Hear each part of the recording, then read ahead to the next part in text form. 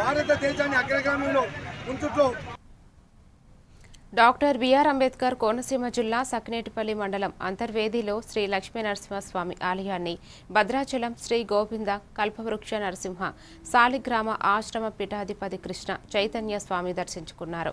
ఆలయ సాంప్రదాయాల ప్రకారం అర్చకులు ఘన స్వాగతం పలికి ప్రత్యేక పూజలు నిర్వహించారు. దర్శనాంతరం స్వామివారికి వేదాశీర్వచనం అందించి ప్రసాదం, నూతన వస్త్రాలు బహుకరించారు.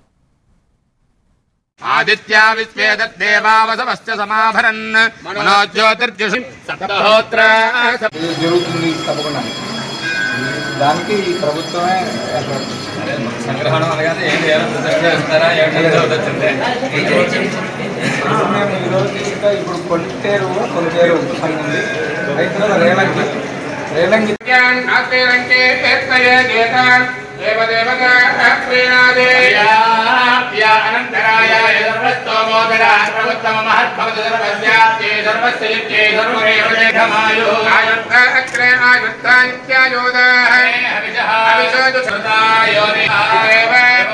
పుత్రమభి